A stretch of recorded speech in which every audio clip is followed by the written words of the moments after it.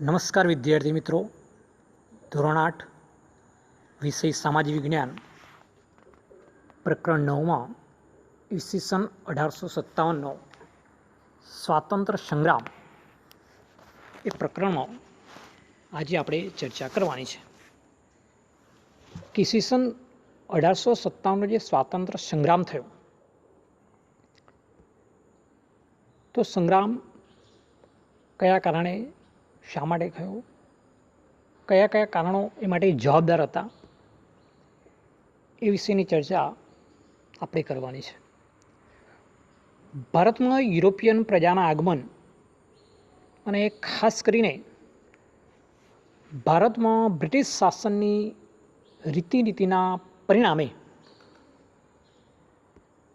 રાષ્ટ્રવાદનો ઉદ્ભવ થયો. ઈસવીસન 1857માં ભારતમાં એક મહત્ત્વની ઘટના બની. આ ઘટનાને ભારતમાં રાષ્ટ્રવાદના ઉદયના મહત્ત્વના પરિબળોમાં પ્રથમ ઘટના તરીકે ગણવામાં આવે છે.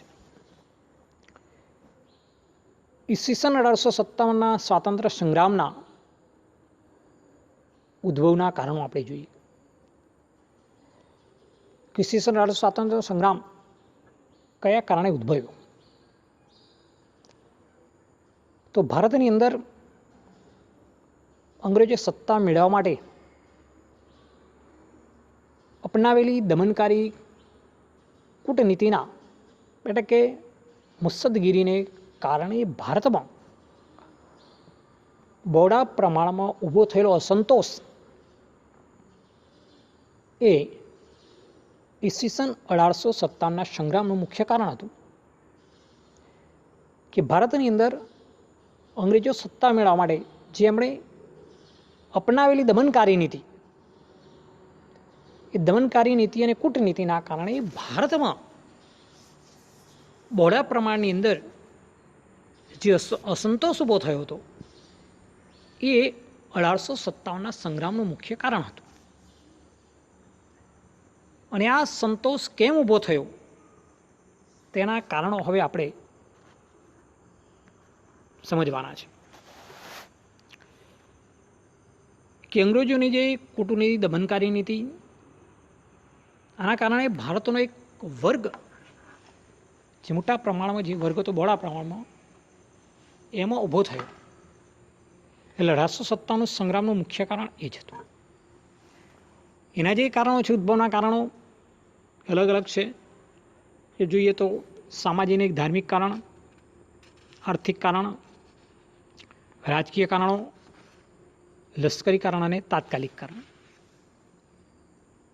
એમાં પ્રથમ આપણે જોઈએ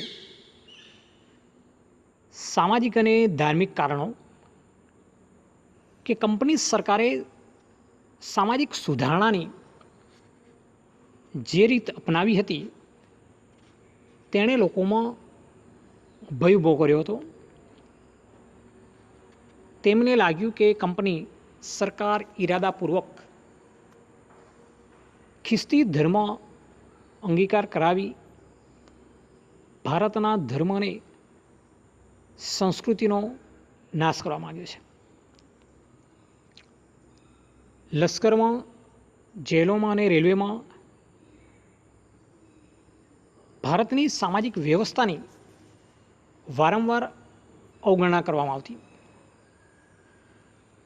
સમાજનો મોટો ભાગ એ સમયે રૂઢિચુસ્ત હતો. તેથી નવા પરિવર્તનોએ તેમનામાં અસંતોષ ઊભો કર્યો. પરિણામે કેટલાક લોકોમાં પોતાના સામાજિક ધાર્મિક માળખાને ટકાવી રાખવા આ સંગ્રામમાં જોડાયા. એટલે કંપની સરકારની જે સામાજિક સુધારણાની જે રીતિ અપનાવી હતી, એટલે આ રીતને એ રીત હતી કે જેના કારણે આપણા ભારતીય લોકોમાં ભય ઊભો કર્યો હતો. એક સામાજિક સુધારણાની વાત હતી, પણ જે રીતે અપનાવી અંગ્રેજોએ અથવા કંપની સરકારે, એના કારણે લોકોમાં એક ભયનું વાતાવરણ ઊભું થયું. અને આપણા સમાજના જે રૂઢિચુસ્ત સમાજ હતો એમને એવું લાગ્યું કે કંપની સરકાર ઇરાદાપૂર્વક ખ્રિસ્તી ધર્મ અંગીકાર કરાવી આપણા ભારતના ધર્મ અને સંસ્કૃતિનો નાશ કરવા માંગ્યો છે. એમ લશ્કર હોય, જેલ હોય કે રેલવેમાં તો ભારતની સામાજિક વ્યવસ્થાની વારંવાર અવગણના કરવામાં આવતી. આપણી જે લશ્કરની જે વ્યવસ્થા હોય, જેલોની જે વ્યવસ્થા હોય, રેલવેમાં જે ભરતી કરવાની હોય, એની અંદર એક સામાજિક વ્યવસ્થાની વારંવાર અવગણના કરવાની. જે પરિવર્તન સમાજમાં થઈ રહ્યા હતા એના કારણે આ સમાજ જે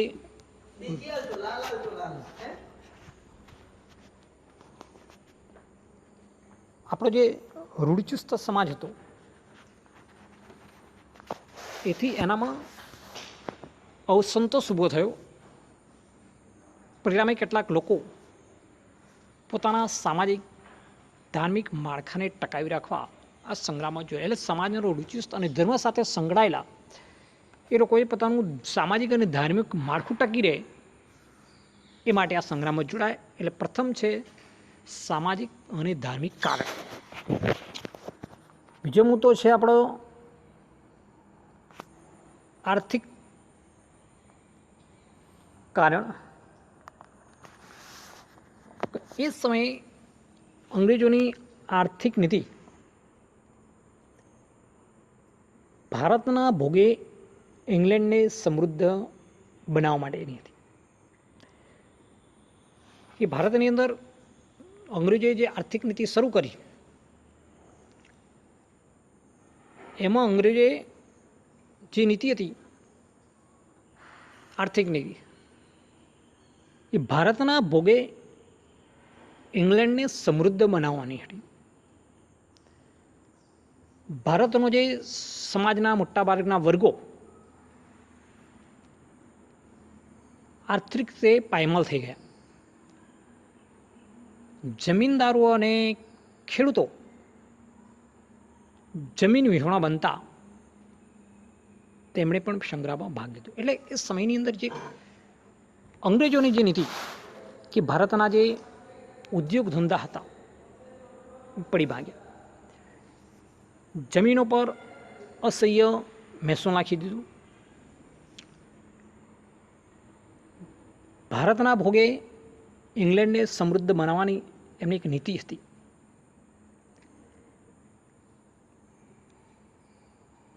એટલે એના પરિણામે ભારતનો સમાજનો જે મોટો વર્ગ હતો એ આર્થિક પાયમાલ થઈ ગયો.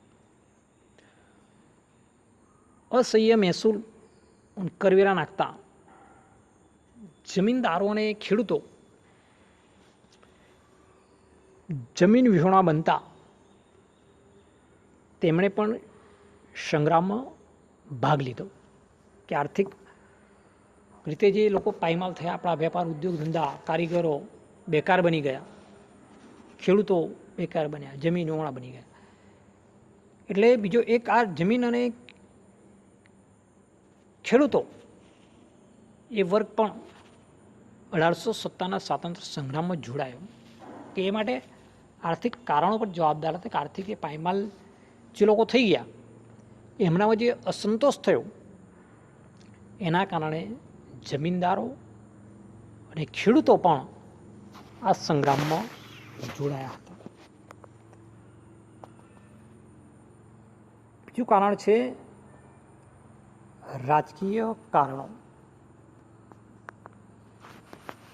ઈસવીસન 1764ના જે બક્સરના યુદ્ધમાં વિજય બાદ દીવાની સત્તા મળતા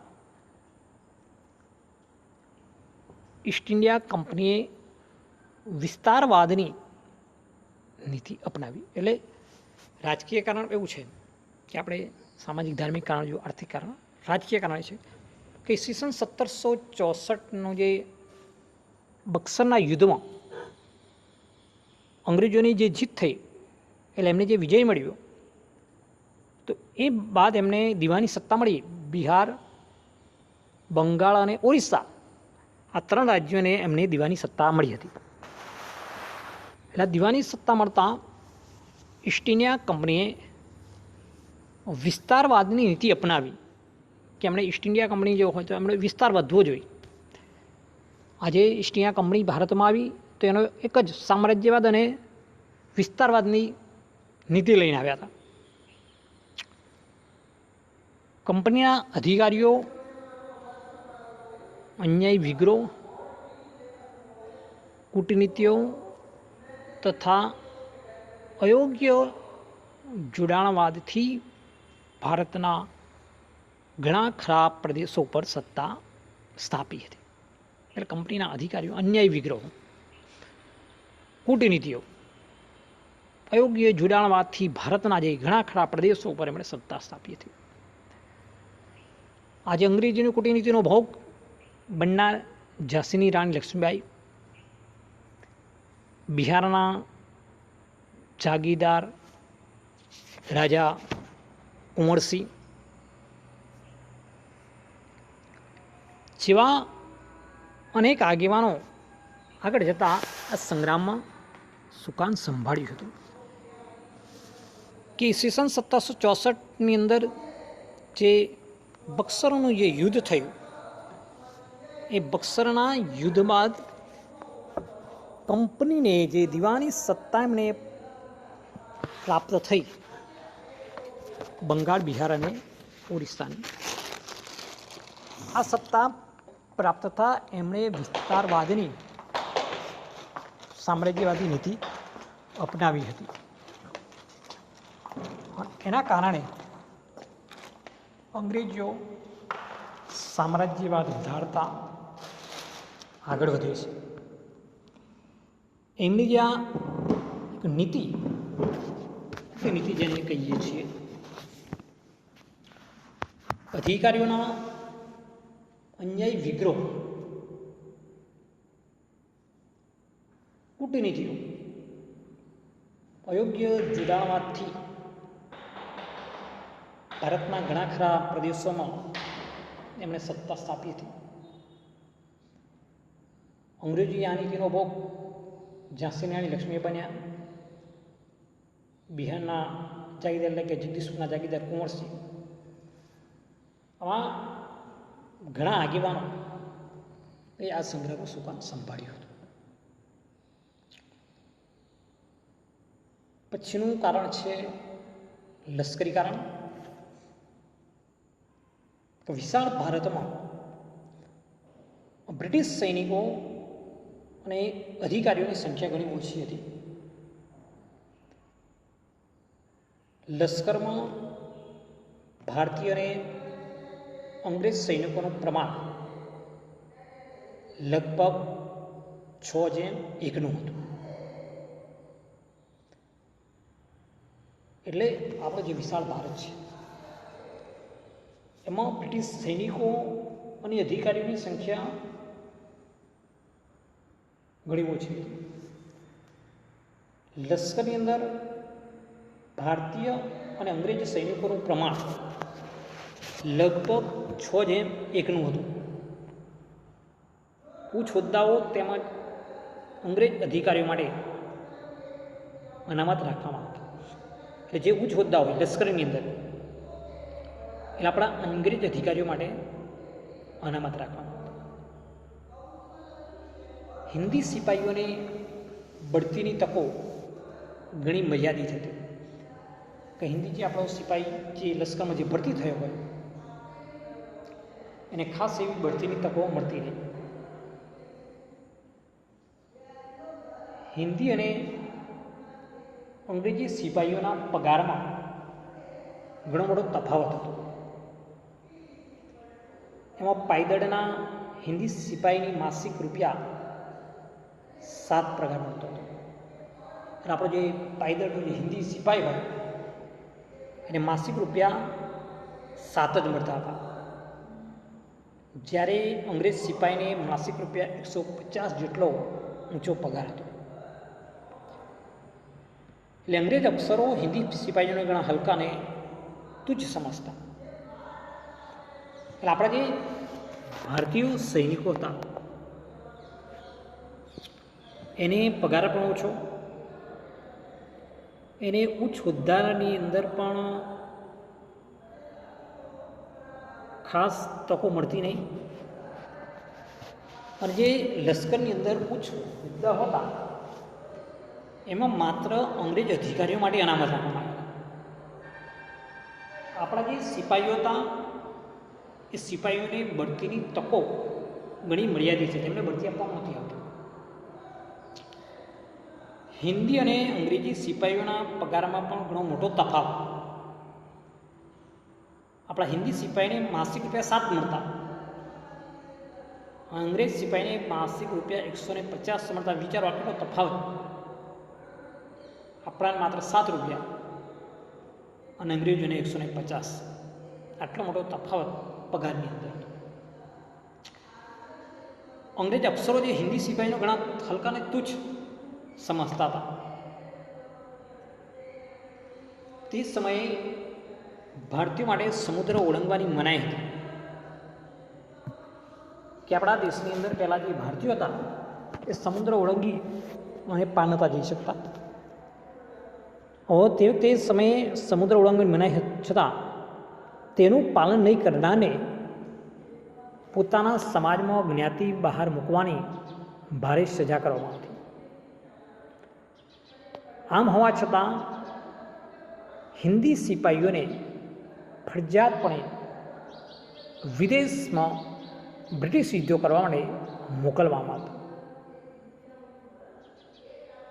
તેથી અન્ય હિન્દીઓની જેમ સિપાહીઓને પણ લાગ્યું કે તેમનો ધર્મ ભયમાં મુકાયો છે. આ સિપાહીઓ પણ ભારતીય સમાજનું એક અંગ હોવાથી સામાન્ય પ્રજાએ ભોગવવા પડતા દુઃખોની સીધી અસર તેમના પર પણ પડતી હતી. એટલે પહેલાંના સમયની અંદર આપણો ભારતીય હોય એ સમુદ્ર ઓળંગીને વિદેશ ના જઈ શકે. જેનું જે પાલન ના કરે એને તે સમયે સમાજમાં જ્ઞાતિ બહાર મૂકવામાં આવતા. આવી મોટા મોટી સજા હતી.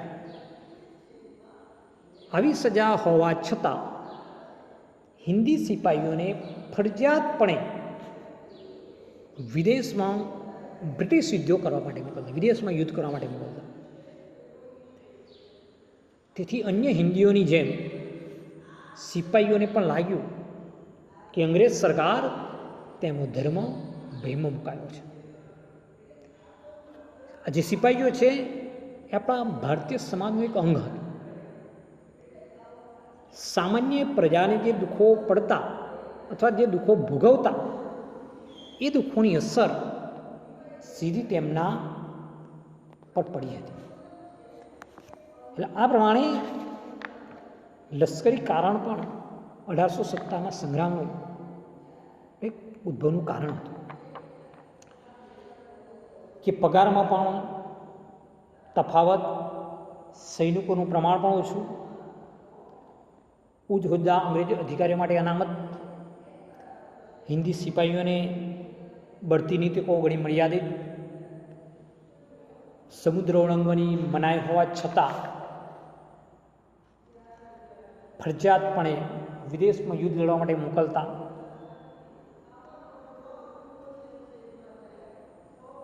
એટલે આપણા સિપાહીઓને એવું લાગ્યું કે તેમનો ધર્મ ભયમાં મુકાયો છે.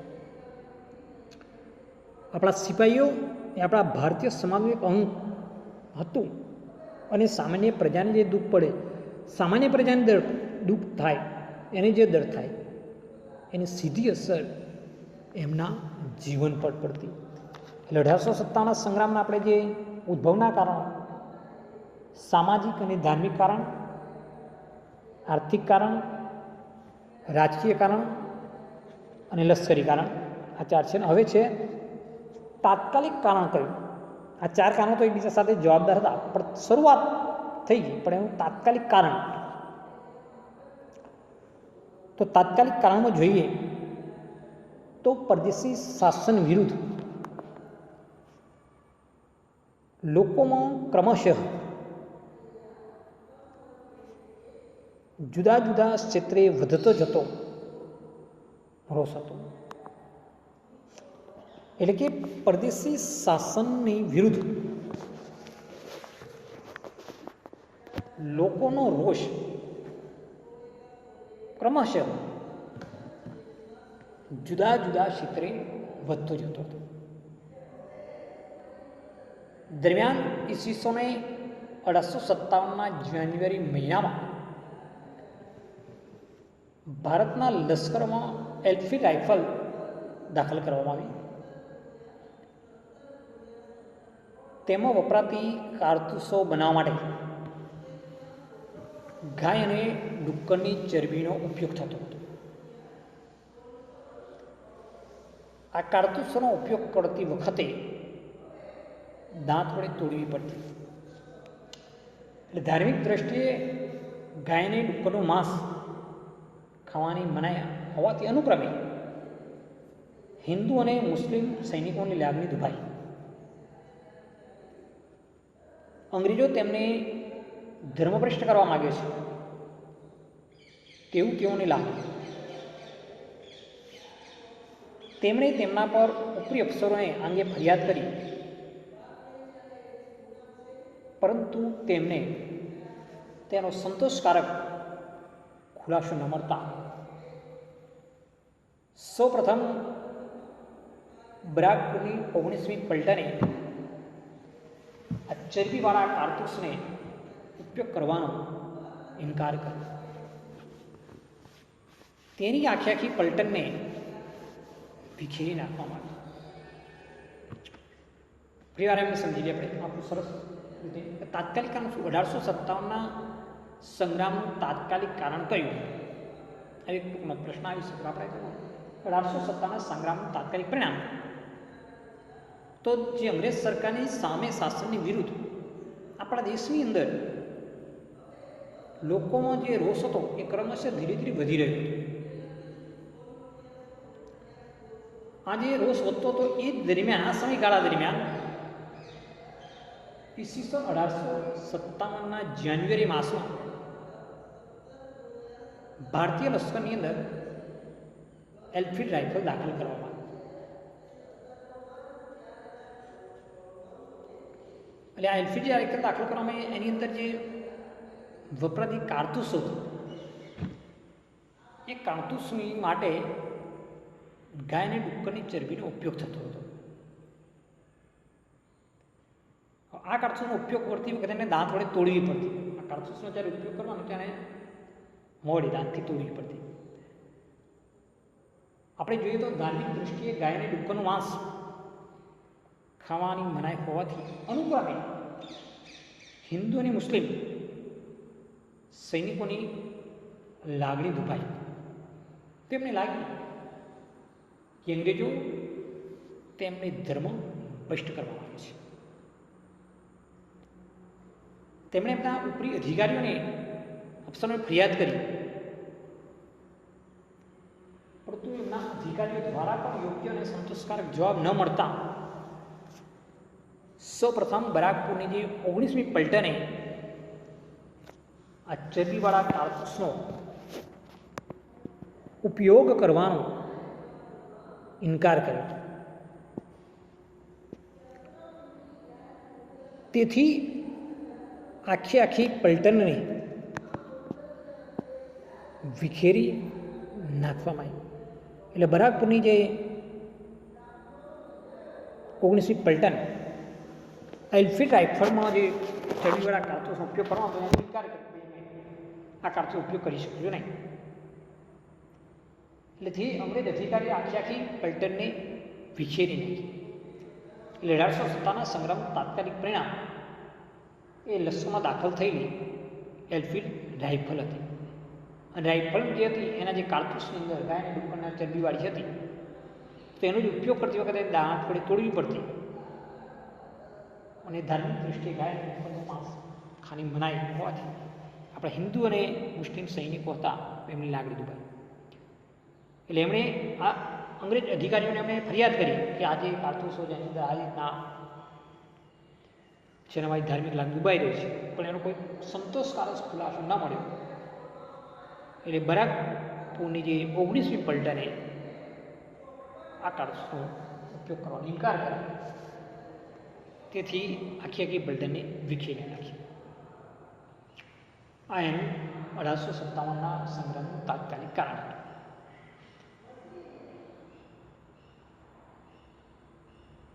હવે આગળ છે સંગ્રામનું આયોજન અને મંગલ પાંડે. ઈસવીસન 1857ના મે મહિનાની 31મી તારીખે દેશભરમાં એક સાથે ઈસ્ટ ઇન્ડિયાની હુકુમત સામે સંગ્રામનું આયોજન હતું. એટલે 1857 મે મહિનાની 31મી તારીખે આખા દેશની અંદર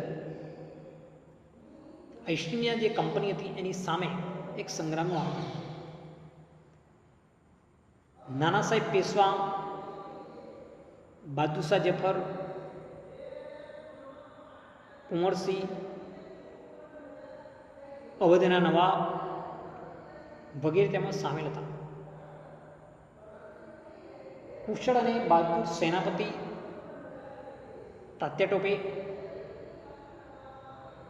તીક્ષ્ણ બુદ્ધિથી આયોજન કરનાર રંગો બાપુજી તથા પ્રખર ધારાશાસ્ત્રી પત્રકાર એવા અઝીમુલ્લા ખાન પણ મહેનત કરી રહ્યા હતા. સંગ્રામ માટે પ્રજાને તૈયાર કરવા સૈનિકો માટે પ્રતિક રૂપે રોટી અને પ્રજા માટે કમળના પ્રતિકો ગામડે સુધી પહોંચ્યા હતા. એટલે 1857નો સંગ્રામ જે શરૂઆત કરો તો સૈનિકો અને આપણી જે પ્રજા છે એને કેવી રીતે ખબર પડે તો એ માટેના એમણે 2 પ્રતિકો તૈયાર કર્યા હતા. સંગ્રામ માટે પ્રજાને પણ તૈયાર કરવી પડે અને સૈનિકો પણ તૈયાર કરવા પડે. તો આ માટે સૈનિકો માટે પ્રતિક રૂપે રોટી અને પ્રજા માટે કમળના પ્રતિકો ગામડા સુધી પહોંચ્યા હતા. મૌલવી, પૂજારી, ભક્તો, ખેપિયાઓ, લોકનાયક અને ઓલિયા વગેરે ભજનીકોએ લોકો સુધી આ સંદેશ પહોંચાડવા માટે ભાગ ભજવ્યો હતો. લોકો સુધી આખા વિશાળ દેશ છે અને ગામડે ગામડે આ સંદેશ પહોંચાડવો કેવી રીતે? તો એ સમયે મૌલવીઓ છે, પૂજારી, ભક્તો, ખેપિયાઓ, લોકનાયક, ઓલિયા અને ભજનીકો બધા દેશ સેવામાં જોડાયા અને આ રોટી અને કમળના પ્રતિકોનો સંદેશ એમણે ગામડા સુધી પહોંચાડવાની અંદર મોટો ભાગ ભજવ્યો હતો. એલ્ફી રાઇફલમાં જે ગાયની ડુક્કરની ચરબીવાળા કારતૂસનો વાપરવાનો મંગલ પાંડેએ વિરોધ કર્યો. તો આ ઘટનાને લીધે 31મી મે નિશ્ચિત થયેલી સંગ્રામની શરૂઆત થોડા દિવસ વહેલી થઈ ગઈ. એટલે આખું જે આયોજન હતું એ ખોરવાયું અને પરિણામે વિપ્લવનું જે લક્ષ્ય પાર પાડી શકાયું નહીં. લશ્કરની અંદર જે એલ્ફી રાઇફલ જે દાખલ કરવામાં આવી એ ગાયને ડુક્કરની ચરબીવાળા કારતૂસ વાપરવાનો મંગલ પાંડે ઇનકાર કર્યો.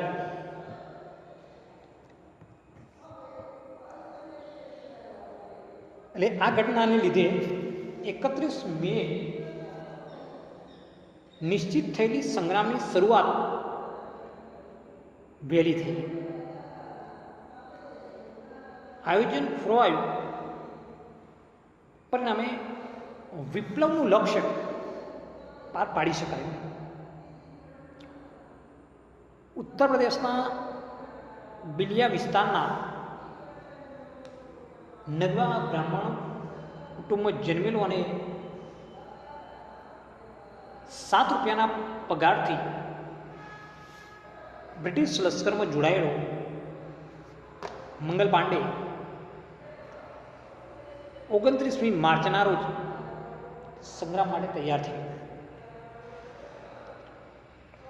26 વર્ષનો મંગલ પાંડે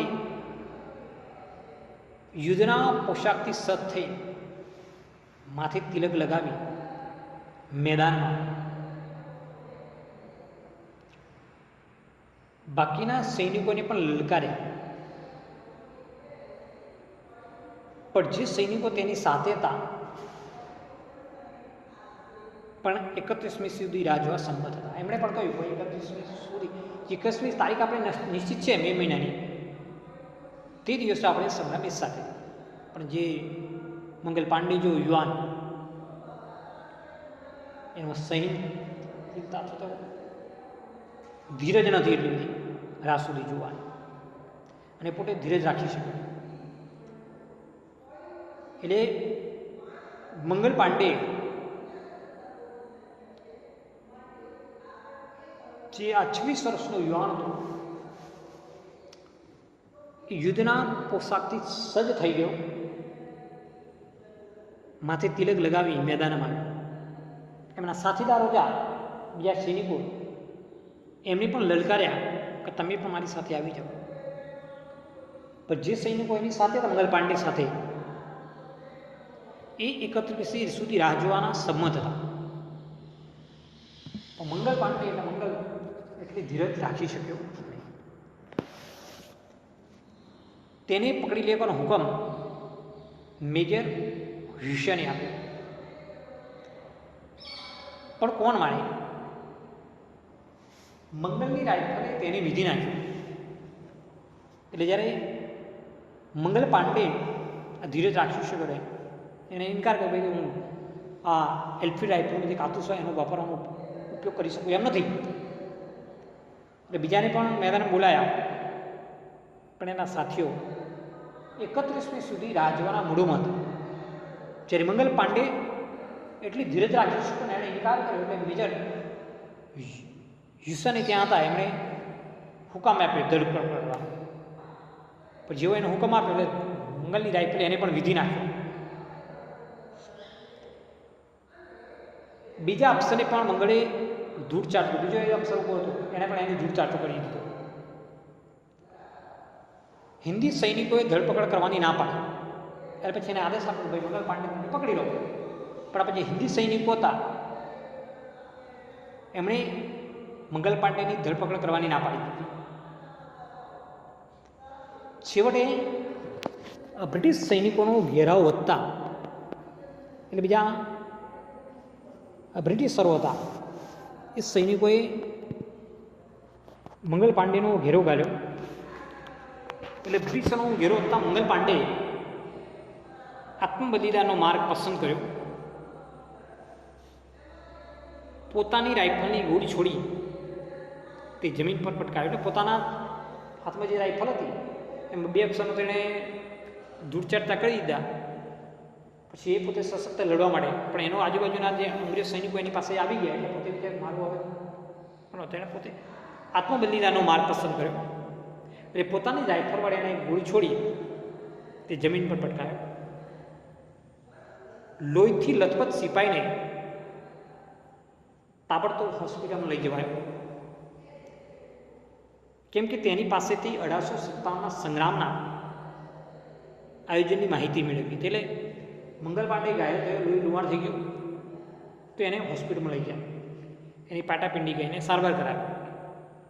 કારણ શોધું કે એની પાસેથી 1857ના સ્વાતંત્ર્ય સંગ્રામે આયોજનની માહિતી મેળવી હતી. 6 એપ્રિલ 1857ના રોજ મંગલ પર સૈનિક અદાલતનું નાટક શરૂ થયું. આખી જે કાર્યવાહી અંગ્રેજીમાં ચલાવવામાં આવી અને એને ફાંસી ફરવામાં આવી. એટલે માત્ર મંગલ પાંડે જે અદાલત ચલાવે એ માત્ર એક નાટક હતું. એટલે 6 એપ્રિલ રોજ એને મંગલ પાંડે પર સૈનિક અદાલત નાટક શરૂ થયું. આખી કાર્યવાહી અંગ્રેજીમાં અનેક તરફી નિર્ણય કહી એને ફાંસીની સજા કરવામાં આવી. પરંતુ અંગ્રેજોને આ દેશભક્ત પાસેથી કશી માહિતી ન મળી. એટલે 8મી એપ્રિલ સવારના 5:30 વાગે તો મંગલ પાંડેને ફાંસી આપવામાં આવી. આમ શ્રી મંગલ પાંડે 1857ના સંગ્રામના પ્રથમ શહીદ બન્યા. એટલે 1857 જે સંગ્રામ થયો એનો પ્રથમ શહીદ કોણ હતો? મંગલ પાંડે હતો. એટલે એ ભારત માટે પોતાના પ્રાણોની આહુતિ આપનાર પ્રથમ શહીદ મંગલ પાંડે હતા. એટલે આપણા ઘણા બધા સૈનિકોએ પોતાની શહીદી વળી છે તે પોતાના દેશ માટે. એટલે આપણે તો લગભગ છેલ્લે મંગલ પાંડેની શરૂઆત કરીને મહાત્મા ગાંધી સુધી છેલ્લામાં છેલ્લા આપણા શહીદ મહાત્મા ગાંધી 30મી જાન્યુઆરી એને આપણે શહીદ દિન તરીકે પણ ઉજવીએ છીએ. 23 માર્ચ એ પણ શહીદ દિન તરીકે. એટલે વર્ષની અંદર ઘણા બધા શહીદ દિનો આવે છે. જે આપણા જે ક્રાંતિવીરોએ જે બલિદાન આપ્યા દેશ માટે એ બલિદાનના દિવસો શહીદ દિન તરીકે આપણે ઉજવીએ છીએ. અહીંયા જે આપણી છે પ્રવૃત્તિ શિક્ષકની સૂચના મુજબ ભારતના રાજકીય નકશાના 1857 વ્યાપવાળા પ્રદેશો એમાં ખાસ કરીને આપણે જોઈએ તો મહારાષ્ટ્ર છે, મધ્યપ્રદેશ, રાજસ્થાનનો કેટલો વિસ્તાર, ઉત્તર પ્રદેશ અને દિલ્હી અને બંગાળનો વિસ્તાર, બિહાર, આ પ્રદેશોમાં 1857ના સંગ્રામનો વ્યાપ વધારે જોવા મળે છે. એટલે આ જે વિસ્તારો હતા એ 1857ના સંગ્રામના વિસ્તારવાળા પ્રદેશો છે કે જ્યાં આગળ આ સંગ્રામ થયો હતો. એટલે સંગ્રામનું આયોજન કેવી રીતે થયું અને સંગ્રામની અંદર આયોજન પછી જે મંગલ પાંડેનો જે ફાળો હતો કે એમણે આખું જે આયોજન હતું કેવી રીતે ઊભું કર્યું હતું એની વાત થતી. એટલે આપણે જે અત્યારે મુદ્દા ચર્ચા 1857ના સ્વાતંત્ર્ય સંગ્રામ ઉદ્ભવના કારણો તેની અંદર આપણે સામાજિક અને ધાર્મિક કારણ, આર્થિક કારણની ચર્ચા કરી, રાજકીય કારણ, લશ્કરી કારણ, તાત્કાલિક કારણ, આટલા કારણો સંગ્રામના હતા. ત્યાર પછી આપણે સંગ્રામનું આયોજન અને મંગલ પાંડે વિશે ચર્ચા કરી. હવે આપણે એક નવો મુદ્દો પણ લઈ લઈએ, સંગ્રામનો વ્યાપ અને આગેવાનો. કે 1857નો જે સંગ્રામ થયો એનો વ્યાપ કેવો હતો અને એમાં કયા કયા આગેવાનો જોડાયેલા હતા એની આપણે ચર્ચા કરવાની છે. તેની અંદર જોઈએ કે દિલ્હી અને બહાદુર શાહ જફર 1857નો સ્વાતંત્ર્ય સંગ્રામ જ્યારે શરૂ થયો તો દિલ્હી અને બહાદુર શાહ જફર કે મેરઠના સિપાહીઓએ 11મી મેની સવારે દિલ્હી પહોંચી ગયા. તેઓએ ત્યાં રહેલા સિપાહીઓની સહાયથી દિલ્હીનો કબજો મેળવ્યો. 80 વર્ષના વૃદ્ધ બહાદુર શાહ જફરને સમજાવટને અંતે હિંદના સમ્રાટ તરીકે જાહેર કર્યા. બાદશાહે સંગ્રામનું નેતૃત્વ સ્વીકારતા આ સંગ્રામને પ્રોત્સાહન મળ્યું અને સંગ્રામ દેશના ઘણા ભાગોમાં ફેલાયો હતો. એટલે દિલ્હી અને બહાદુર શાહ જફર કે મેરઠના જે સિપાહીઓ હતા આ સિપાહીઓ 11મી મેની સવારે દિલ્હી પહોંચી ગયા. તેઓ ત્યાં રહેલા જે સિપાહીઓની સહાયથી ત્યાં જે દિલ્હીના જે સિપાહીઓ હતા એની સહાયથી દિલ્હીનો કબજો લઈ લીધો. આ દિલ્હીના બાદશાહ બહાદુર શાહ જફર એ 80 વર્ષના હતા. તેમને સમજાવટને અંતે હિંદના સમ્રાટ તરીકે જાહેર કર્યા અને એમણે હિન્દુ નેતૃત્વ સ્વીકારતા સંગ્રામને પ્રોત્સાહન મળ્યું અને આ સંગ્રામ દેશના ઘણા ભાગોમાં ફેલાયો. ત્યાર પછી છે કાનપુર અને નાના સાહેબ. કાનપુરમાં 4 જૂન 1857થી સંગ્રામ શરૂ થયો. સંગ્રામકારીઓએ શહેરનો કબજો સંભાળી લઈ પેશવા નાના સાહેબની આગેવાની લેવાની ફરજ પાડી. 22 દિવસના ઘેરા બાદ અનાજ પાણીનો પુરવઠો ખૂંટી જતા અંગ્રેજોએ શરણાગતિ સ્વીકારવાની ફરજ પડી. એટલે કાનપુરની અંદર 4 જૂન 1857નો સંગ્રામ થયો. એ સંગ્રામની અંદર આજે કાનપુરનો સંગ્રામકારીઓ કબજો લઈ લીધો. પેશવા નાના સાહેબને એની આગેવાની લેવાની ફરજ પાડી કે તમારે આની આગેવાની લેવી જોઈએ. એ 22 દિવસના ઘેરા બાદ અનાજ પાણી જ્યારે પુરવઠો ખૂટી ગયો તો અંગ્રેજોને શરણાગતિ સ્વીકારવાની ફરજ પડી હતી. એટલે આ પ્રમાણે આજે આપણે આટલા મુદ્દાની ચર્ચા કરેલી છે. એટલે આગળ જે 1857 સંગ્રામના તાત્કાલિક કારણો, સંગ્રામનું આયોજન એ મંગલ પાંડે અને ત્યાર પછી સંગ્રામનો વ્યાપ, તેની અંદર આગેવાનોમાં આપણે દિલ્હી અને બહાદુર શાહ જફર અને કાનપુર અને નાના સાહેબ, આટલા મુદ્દા આપણે લીધા છે. એટલે આપણે જે પ્રશ્ન આપતો 1857ના સંગ્રામના ઉદ્ભવના કારણો કયા કયા અને 1857ના સંગ્રામના મુખ્ય આગેવાનો કોણ કોણ હતા એની આપણે ચર્ચા કરવાની છે. બીજું કે લશ્કરમાં હિન્દી અને અંગ્રેજ સૈનિકોનું પ્રમાણ કેટલું હતું? 6:1 જમાણ હતું. 1857ના સંગ્રામનું તાત્કાલિક પરિણામ, એન્ફિલ્ડ રાઇફલ સંગ્રામનો પ્રથમ શહીદ મંગલ પાંડે, આટલી બાબતો આમાં ધ્યાન આપવાની છે. તો આજે આપણે આટલા સુધી રાખીશું. હવેના તાસમાં આગળના મુદ્દાની ચર્ચા કરીશું. ત્યાં સુધી અસ્તુ.